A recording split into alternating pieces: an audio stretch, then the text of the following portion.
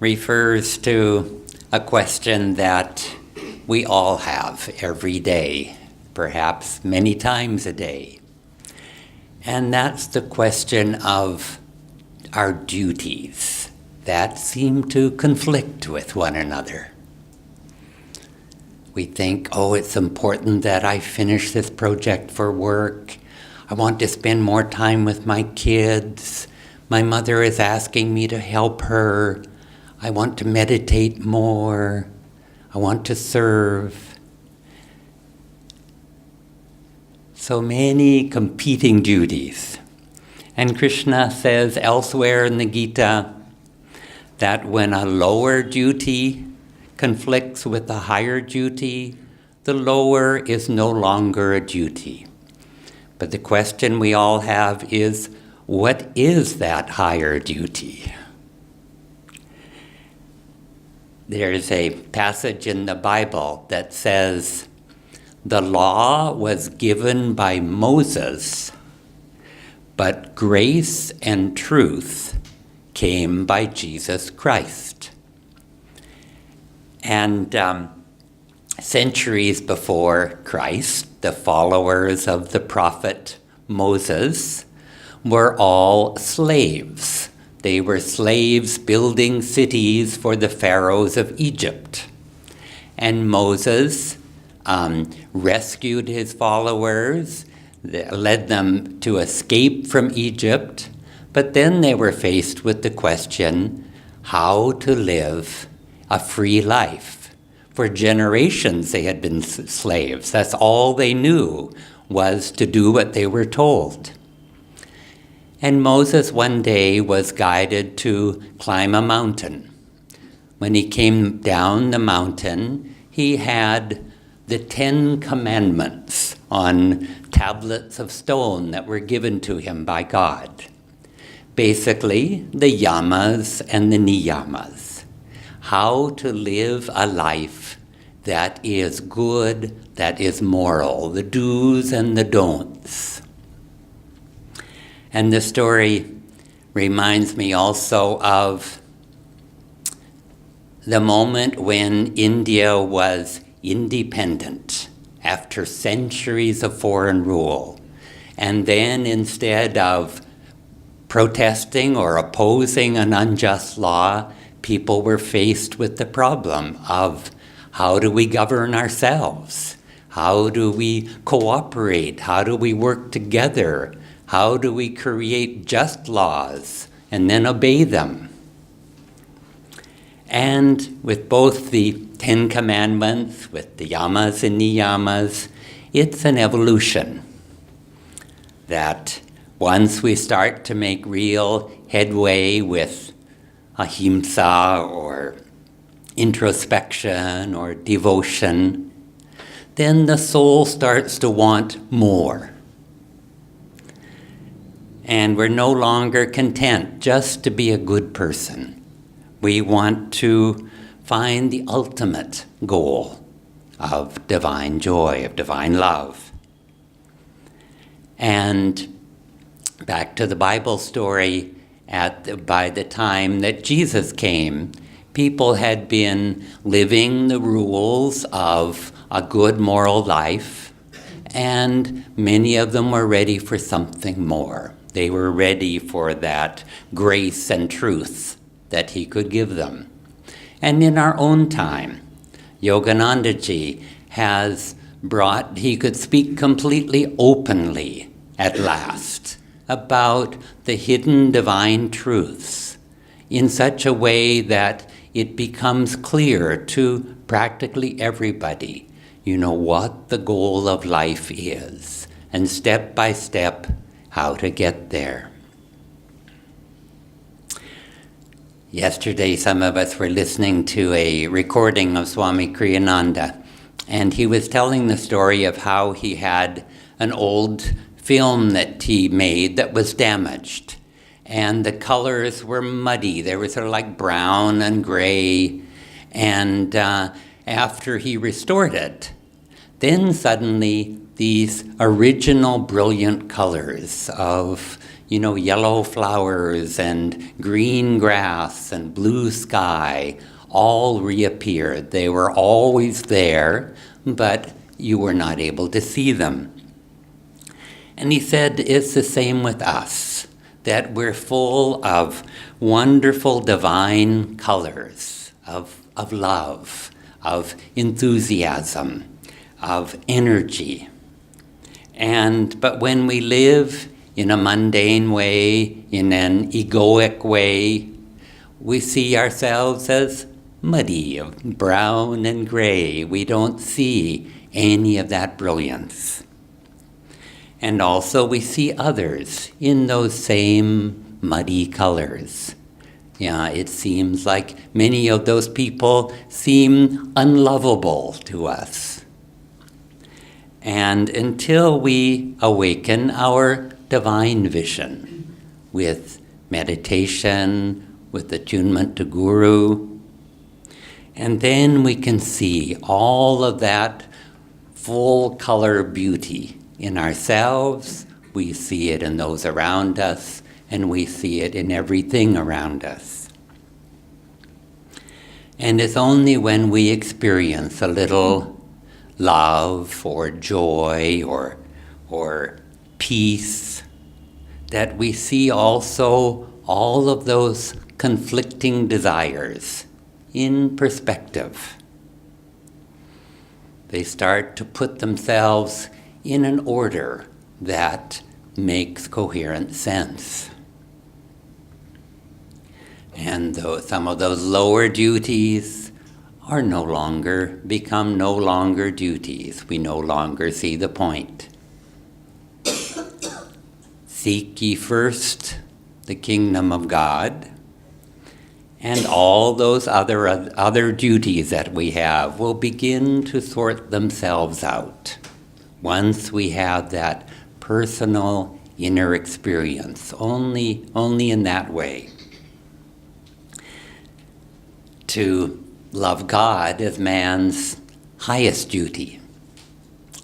The story, of course, of Krishna saying to Draupadi, "Why don't you practice the techniques of yoga meditation that I've given you?" And she responds, "Well, I would love to practice them, but how can I can't take my mind off of you long enough to practice the techniques." It's like when the river of energy is so strong, flowing from our heart up to our brain, even the meditation techniques become lower duties. All the things that we think are so important can all become lower duties when our consciousness changes, our perspective changes. And in this lovely passage where Krishna calls Arjuna his dearly beloved, he's really calling each one of us his dearly beloved, not only Arjuna. And we simply need to empty our cup, turn it upright to receive his love, to empty the heart of all pride, of all selfishness, of all indifference, and to lift up high the empty vessel of our heart to receive that divine love. And then we also can hear Krishna's voice clearly saying, "You are dearly beloved by me." Thank you.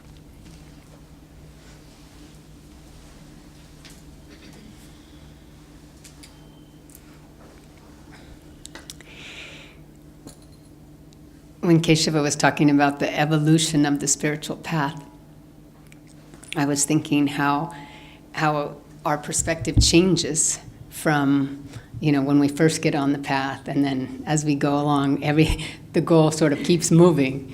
I think at first when we get on the spiritual path is just, I want to quit losing my temper. And you ask people why they come to meditation class, and lots of times if you go around, why are you here? It's like, I want to stop losing my temper. And so I want to get over my emotions, or I want to stop suffering so much, or, and then maybe they start meditating and the goal moves a little bit. It's like, no, I just want happiness. And so we start to do the practices, as Keshava was talking, the yamas and niyamas, and start channeling our energy. Instead of always flying outwards in reactions and emotions, we start, following the teachings and starting to get control of ourselves, control of our emotions, our energy. And then suddenly it's like, no, I want to have peace. I want to be kind, So luckily our aspirations become higher and higher as we go along. And then pretty much it's like, I want to be like them. So, isn't it wonderful that the spiritual path is endless? Yoganandaji said, we just keep on going until we reach endlessness.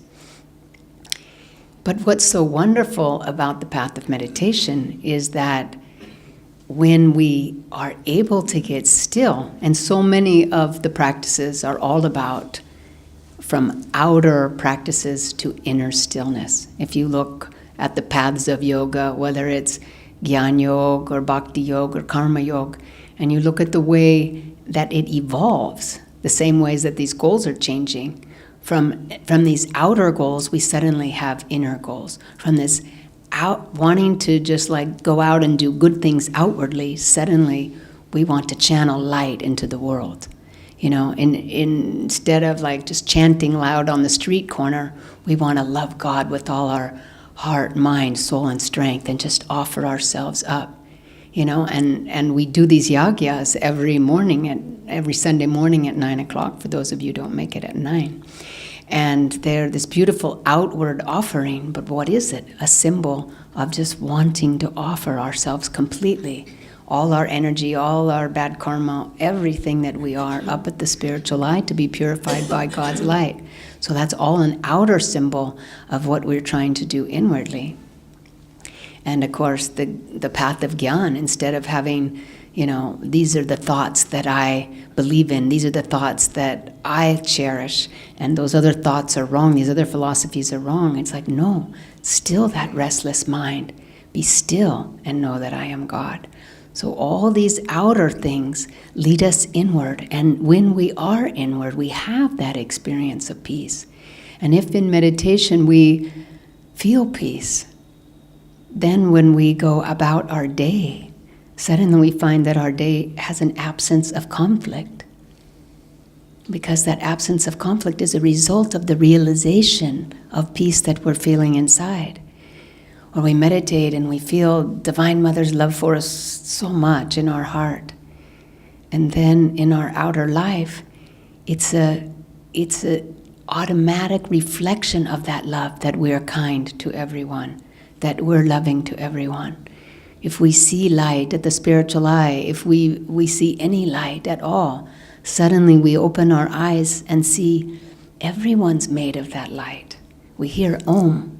We feel a part of all that is. We can hear that vibration just in the room. We can hear it with the birds. We can even hear it in the traffic, because we're suddenly feeling like we're merging with all that is.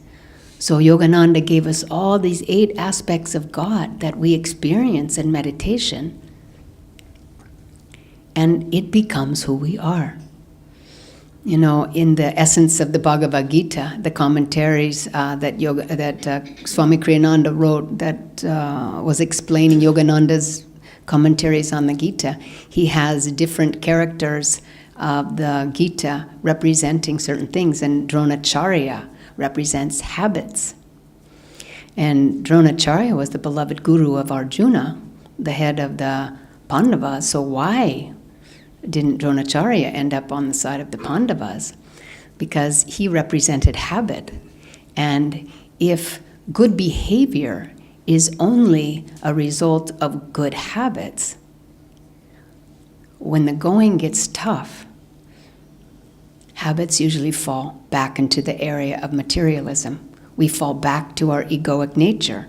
If we're on this wonderful spiritual path and then something happens to your bank account, what do? Do you fall on the side of spirit and say, Om Swaha and just say, seek ye first the kingdom of God, everything else will be fine? Or do we really panic?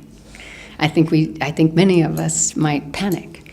And so the idea is if we've just been good because it's been easy and it's been our habit to be kind or be nice, but it is not a result of an inner transformation, then we'll be like Dronacharya and choose the wrong side when the important moment comes, when the big test comes. It's that divine guidance that we feel in meditation.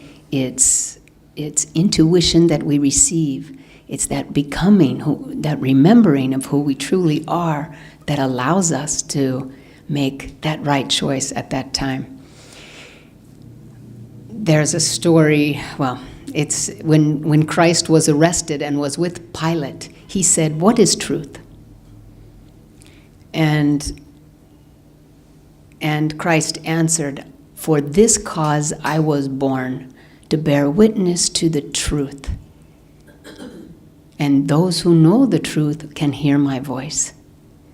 And so bear witness to the truth. It's like be an example of truth, be an example of spiritual reality. This is, God is flowing through me. This is true spiritual reality. And when God is flowing through us, we also are one with that reality. There is unshakable knowledge that we are one with God. And when we have that knowledge, which mainly can only come from meditation, how many workshops have we gone to? How many books have we read? For 15 years, I thought I was on a very serious spiritual path when I was reading books. And I was making no progress because I wasn't having that inner transformation. But when we can bear witness, we can have that God flowing through us, we can hear the truth. We can hear that vibration. We can tune into that vibration. Yogananda said, "Be in tune with me," to his disciples. We can only be in tune inwardly. We were having a choir singing practice last night, and you can tell when somebody is not at the right tune as everybody else. So it's like we have to be able to hear, am I in tune? And we can feel that inwardly. If we're used to having a meditation practice, am I feeling joy? Am I feeling love for my fellow man? Am I giving? Am I sharing? Am I feeling a part of all that is? Or am I just wanting for myself? Am I trying to is there a discord? Am I suddenly angry? Am I suddenly blaming? Am I doing all these things? And you just know, if we start to meditate, you know right away when you're not in tune. And so, there's also all Krishna's soldiers are like Krishna. Krishna knows who his soldiers are. We know the sound of Krishna's flute, and we will respond to it. But those people who don't know that sound, they won't reply. Those who have ears to hear will hear, and those who don't know won't know. Is the chant, "He knows who I let know." He knows who I let know. But you can only know from the inside. And both Krishna and Christ say, don't share these teachings with people who don't understand. It will just confuse them. It will even pull them from the path. If Krishna says, forget all these rites and rituals, forget these lesser practices, and just come to me with your devotion. If you don't have that inner devotion and that inner love and attunement, and someone tells you that's not important, they will never even start the path. We have to let people take the path the way it naturally unfolds. So for those of us that are meditating, we can feel that love and devotion, and He promises us. He promises us, if we love Him, we will come to Him. So let's remember who we are. Divine Mother has had us on a long, long leash. And now I think she's started to pull us in. She's just, those leashes that extend that you see, and then, she's pulling us in now. So instead of thinking, no, Divine Mother, I'm just getting everything all set up, a little girl in there, Mommy, come to the tea party. I put the cups here, I have the dollies here, we're all ready, come, I've got it all set up.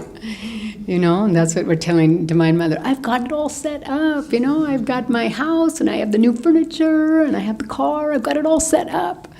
And then if Divine Mother decides to wheel you in right then, you have to remember, it's not the tea party that's important.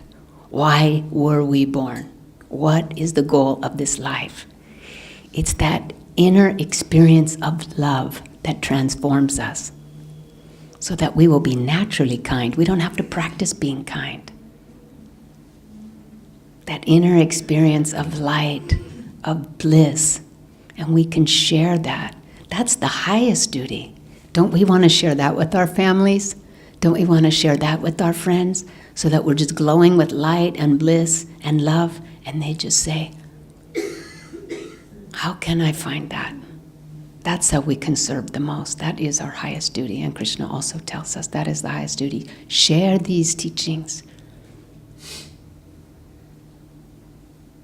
So, we're so grateful to have these great promises from the great ones, that if we love them and hold on to their robes, Sister Gyanamata said, take hold of the Guru's robe and never unclench your fingers. Let's never unclench our fingers. And he promises us we will reach him.